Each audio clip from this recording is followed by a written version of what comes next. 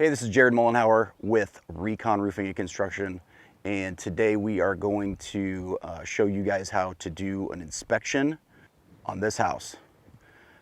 You're going to need a few things when you do an inspection. Those things include tape measure, chalk, flashlight, sighting tool.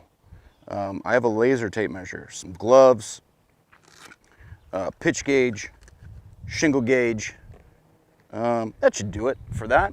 And then as far as ladders go, it's really handy to have a telescoping ladder like this. It is lightweight, gets you up on some shorter elevations. And then a folding ladder like this.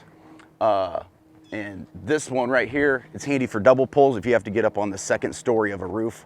And then you're gonna need a big ass jacked up truck like we got here too.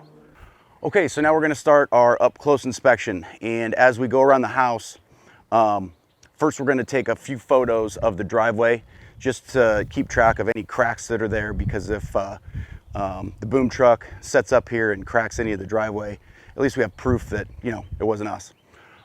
And as we go around the house, we are gonna take photos of the siding, soffit, garage door wraps, garage doors, gutters, anything that could get hit with hail. So let's just begin now. Right here, this gutter's coming off the side of the house and it kicks this way. So actually, this will be the last one we look at because it's on the left side of the house. So it'll always count wherever the gutter extension kicks out. It'll always be on that side of that, it'll be on that elevation. Okay, we are gonna start now with the overview photos, and then we're gonna move into our close-up photos on the ground. Basically gonna take 2 circles around the house, and as we do that, our first set of overview photos are gonna be of each side of the house and each corner of the house. So there should be a total of 8 photos. And we start out in the street usually and get a big overview. And then we're always gonna just work counterclockwise, go around this way. And it's important that you get the entire elevation, top to bottom, if you possibly can, without anything in the way. Sometimes you have to get crafty with angles. I've climbed fences before to get a good photo. The reason we do this is because it gives us perspective when we're looking at different elevations to see what's on the house, what was on the house, what needs to go on the house. Okay, so we found some damage. If you can look up there, you'll see something. Now that's a really big hunk of hail, if that's really what that was. We're gonna take a picture and document it. We also found some other stuff on these elevations here, and we're gonna chalk them up. We're gonna look at the shutters, we're gonna look at the screens and stuff, because that also has some damage. So as we move along, we're gonna take a picture of it. We're also gonna step back and get a bit of an overview to give everyone an idea of the relation of on that house where we are. Then we're gonna chalk some stuff. Right there you can see a hit, it's pretty obvious. We're gonna take a close-up. We're gonna take one a little farther away. Next, we're gonna look at everything we can right here. These little deals up here above the windows, those can be problems down the road because water or birds often will get in them, and it can go behind the window. Those are called keystones. So we always look at these screens. These are older screens. They probably have some tears. And as you can see right up there, that looks like one, that looks like one. We've got one here. So I'll circle them like that on the screen if I can see them. And you can tell too that the impact made the screen break inside. It's not something that's been pushed out. Also, when we're looking at shutters like this, sometimes they can crack in addition to being hit like that. And as you look closer too, you can see they call this spatter. So a lot of things on the outside of a home will oxidize, and then when the hail hits, they call it spatter. And it basically, when that hail hits, it cleans everything on it back to like its, prior color. Or it even will remove stain from decks. It'll damage and chip decks, all kinds of things, but we'll keep cruising around here. Oh, don't forget to take your pictures. Found some more things on the front. If you look up here, that keystone right there, there's a big chip out of it. These screens are slashed up pretty good. Here's a nice sized piece of hail that hit this.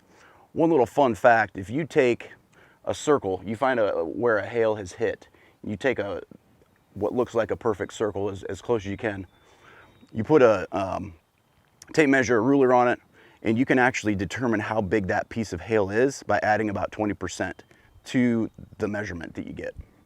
So it's kind of interesting when it comes to determining hail size and stuff like that. All right, now we're gonna move on to the right elevation. Before I start this one, I usually try to take a quick overview of the whole thing.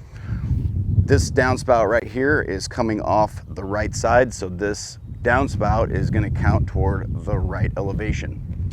Right away, we found a hail hit right here on the siding. There's probably gonna be a few hail hits as you look up this gutter. And then we're just gonna try to find, here's one right here. That's a hail hit. This is one right here, possibly, based on the size of hail that we were getting out here. And it's just chipped the paint right off in some places. Okay, we're on the back side of the house now. And as we're looking for hail damage, we also want to always keep an eye out for some wind damage too. As you can see over here, this piece of siding has fallen out of the utility trim or J-channel. So that's something that needs to be resecured. And then we're going to also look at the deck. We're going to look at the stain. We're going to look at household personal property. We're going to look at the grill. We're going to look at play sets. We're going to take photos of any sort of thing that looks like it might be a hail hit. All right, so one thing we always want to do is take a look at air conditioning units, take photos of all sides of it. As you can see, this has some streaks on it. Generally what you see is it's silver. It'll turn silver if the fins are exposed. There are a couple hits on here. And then next, as we're cruising around, we're gonna document this too. That's clearly from a weed whacker or something else. And as we're doing our due diligence, we want to not only document the things that are hit by the storm, but also hit by something else, something mechanical. And then sometimes you can't always chalk a downspout, but if you have a really obvious dent from hail, you can still take a photo. Just make sure you use the sun to get a good reflection. That's a pretty big hail hit right there. And I always do an overview and then I try to zoom in and do a close-up on it.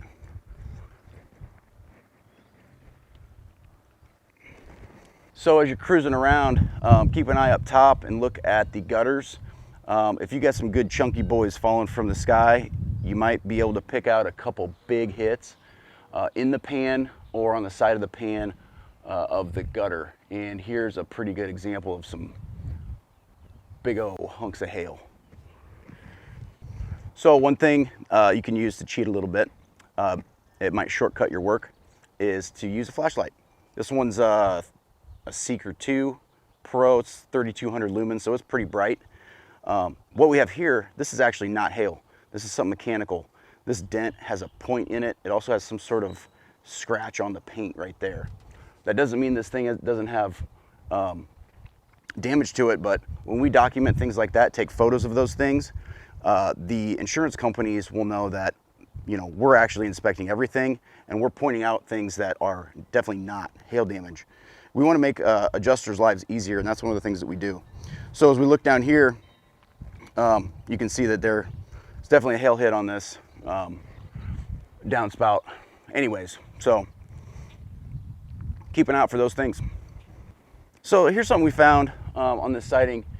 It's a really weird looking chip. Now, I don't know if it's hail. I've never seen anything like this before, but we're gonna put a mark by it and take a photo. To me, that might be like a manufacturer's defect in the siding or something else, but it doesn't fit the profile of a normal hail hit where it's a half moon shape on the bottom part of the siding where it chips off. As promised, we are now at the end of the ground inspection at the last downspout on the front left side of the house, and we found a couple hits here too. Chucked them up, and now it's time to get up on the roof. All right, so before we hop on the roof, just want to point out a couple very important things that we want to have in our arsenal when climbing up on a roof. Number one, cougar paws. They have a foamy type bottom that is replaceable, and it gives you really good traction, especially on those high steep slopes that are starting to lose granules as well. Next thing, telescoping ladder. These are super handy. A bungee cord to make sure that the ladder does not blow off of the roof. If we're getting up on a low slope and we're feeling adventurous and we're going to climb up on a steep slope without the cougar paws, try to get trainers. These here are Nike Metcons. They're pretty good because they have a very flat sole. They also have a lot of traction that's going to touch and make contact with the roof. If you wear knobby trail type shoes, you are going to probably damage the roof when you walk on it. So please don't try to get on a roof with those. Let's go look at the roof.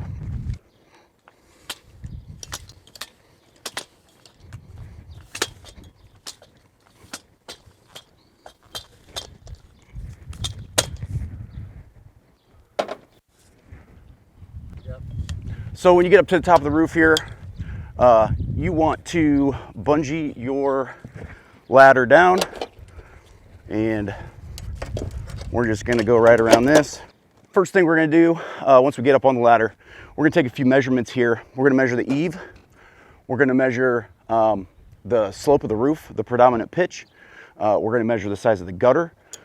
We are going to use our shingle gauge to measure the type of shingle that's on the roof. We're going to take photos up and down the gutters to see if they are nailed or screwed through the drip edge or gutter apron. And we're going to take a look at the lip and chalk up any hits up here.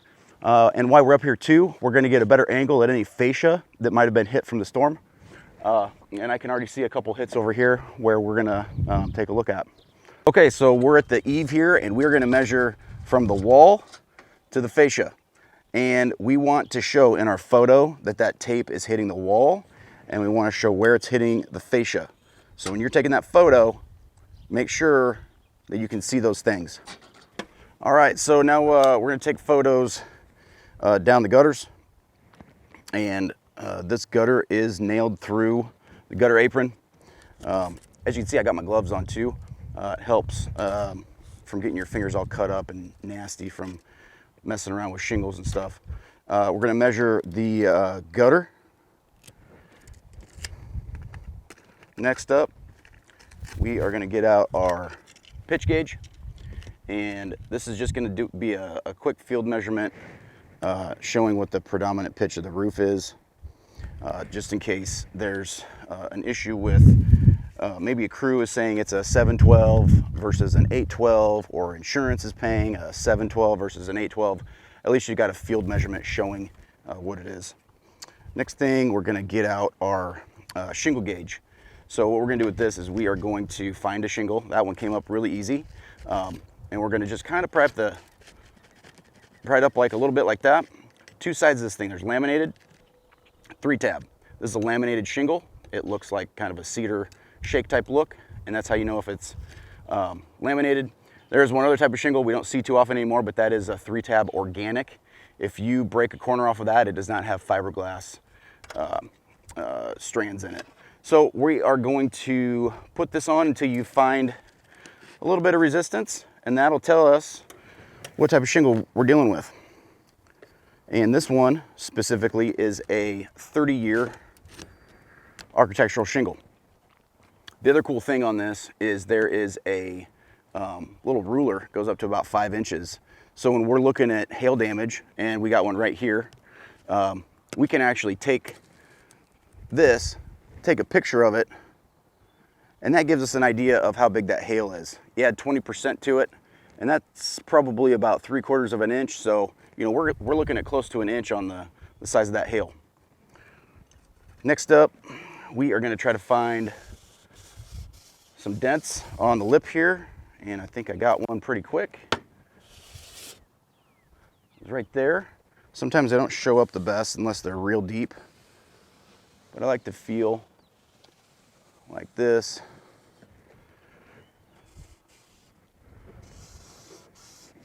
I'll take a picture of that. We'll get some other good footage too here in a bit. Okay, one last thing. As we're climbing up ladders, on ladders, make sure you try to do your best to always climb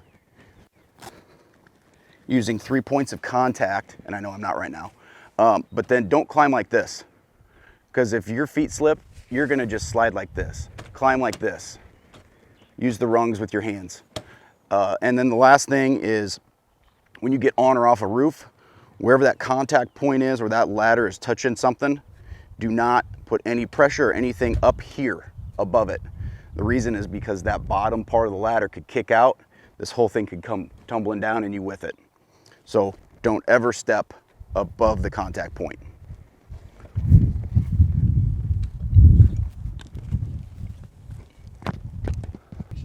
Okay, so when you're up here looking at stuff, if you see things that stick out right away that you know for sure are hail hits, just circle the 5 most obvious ones right away. Get to those things that are super obvious, and then take a step back and look around and see what you've circled, and then focus in on that 10 by 10 area so it saves you some time. Okay, it's a little windy here, so sorry if you hear any of that going on, but I put an F. Sorry, I shouldn't have wrote an F. I don't know why I did that. This is actually the left side, so it should be an L. And I put 5. We found 5 hail hits over here. And then W is wind, and we found one shingle that had some wind damage. It's been lifted.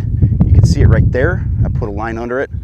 And when we come back around and take photos of everything, we're actually going to take a photo of underneath of that shingle. I already took a peek and there's some debris under there. So that shingle is not going to reseal. So technically it's more wind damage. I also put lines underneath things that might be considered storm damage, but because I know that they're not, I put a line. This is a mark from either the install or some sort of like manufacturer's defect or something, but it looks like a hail hit in a way, but how it actually is spread on that shingle, it's definitely not. So we like to point those out. All right, so when we look at this vent here, it's a metal vent, and obviously we're looking for dents on it to show evidence of storm damage. Now, I don't know if you can see close enough, but there are little circles on here that are a little bit lighter than the actual piece itself. Then there are darker ones. You can see that's one right here and here. Those darker ones are actually the hail hits. A lot of times I will chalk up the whole thing just to see what I see. So right there we got a hit. Right there we got a hit. This one's probably going to be hard because it's on a bend, but that one is hit too. So we do this again. Soft metals get hit. It just shows that there was a significant storm that dropped good sized hail. Saw a little bit of a crease right here. There's a dark spot, and I lifted up on the shingle. Some of the ones around it decided to come up with it when I lifted it, and that's not normal. So I'm just kind of putting these little L's below where this is come undone. So we had pretty much a tornado come through this area that did drop hail. So the wind was swirling every which way. And then this is clearly wind damage. Generally when we see wind damage, it's pretty close to the rake, because the way the wind hits, it comes over and then swirls. And then it picks those shingles up this way. Same thing with the ridge, it does the same thing. It'll swirl and pick the shingles up that way. So this is often called zippering, but don't call it anything like that. Just call it storm damage or wind damage. You don't need to be scientific about it. Some people don't like the terms zip ring. Just wanted to mention that. Okay, so when you're up here on the roof, you got an opportunity to look at a bird box and look for hits on this. Make sure you do that. Look at the fascia. It's a lot easier to look at the fascia this way than trying to lean over the rake and look at fascia in that regard. So this is actually pretty clean. Not clean as in not dirty, but there's not any significant hail hits on it. All right, so we got all the roof chalked up, and now it's time to take photos. I like to chalk the whole roof up before I take photos because it won't drain my battery.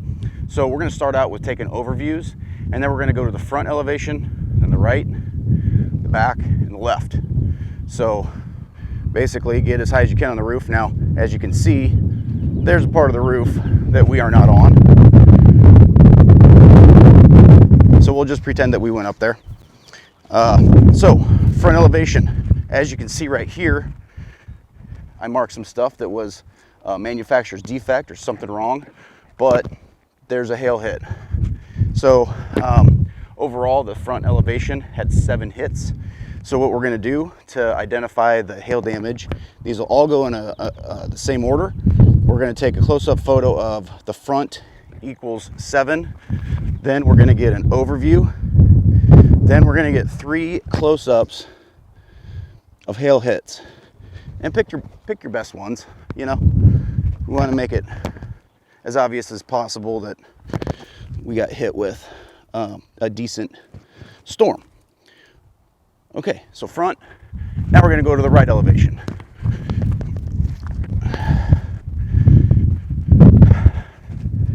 Over here, we had more wind damage, and so again, getting a photo of the close-up, and then an overview, and then we're going to take some photos of the hail damage. 3 photos. Now the reason why we're doing every elevation on this house is because it's a gable house. If it was a hip and ridge house, those shingles, if they want to try to replace one elevation at a time,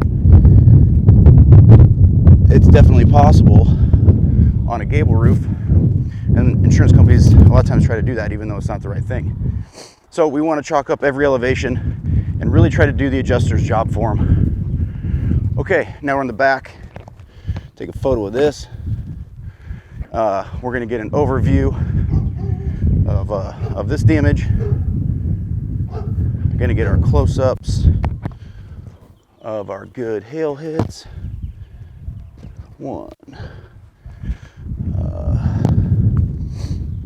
2,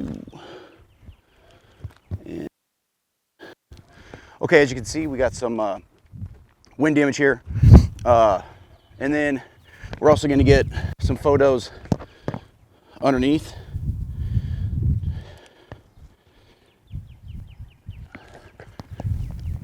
Showing that there is, or is not, debris. Also, this one over here is the most obvious. If you can zoom in on that, this is what really caught my eye. This crease right here is because the wind has been blowing it like this and bending, so the granules are all messed up right there. So we're also going to get a photo under here of that wind damage. Photo on the top. I also chalked up this, so I want to make sure I take a picture of it. I did chalk up this gutter. You only need 1 hit per run on gutters, but either way, we want to get a photo of it. There's another one.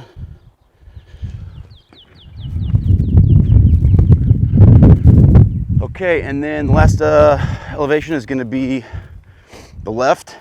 Again, close up. Overview. 3 close-ups of hail hits. 1, 2, and 3. This one right here is like the classic hail hit. It's got a nice circular pattern to it. All right, all done. Nice handy thing about these telescoping ladders, They collapse really quick. Ta-da! All done. So when you are out here looking at stuff, really what you need to do is provide evidence of collateral damage when there is a storm. Just because the roof is damaged in certain areas doesn't mean they're going to buy a roof. It doesn't mean they're going to buy a siding. You have to show that there's also collateral damage in other areas. Soft metals on the house is something you usually find, but as you look at this truck here, you can see that there's been some significant hail hits to it. So I take a photo of that just to show some more evidence that there was a legitimate storm. Okay, a couple pro tips for inspecting roofs. Number one, I find this thing super handy. It is a ring that I can put through my finger so my phone doesn't slip out of my hand when I'm taking photos. Number two, AirPods. These are so handy. You're up on a roof, you can take calls from adjusters, from customers, from whoever, and you can continue to do your work. Number three, headlamp. If you get into an old house, there might be space decking, and you might have to put your head in the attic, and these are super handy because you can put this on and then take photos of space decking. Cheers.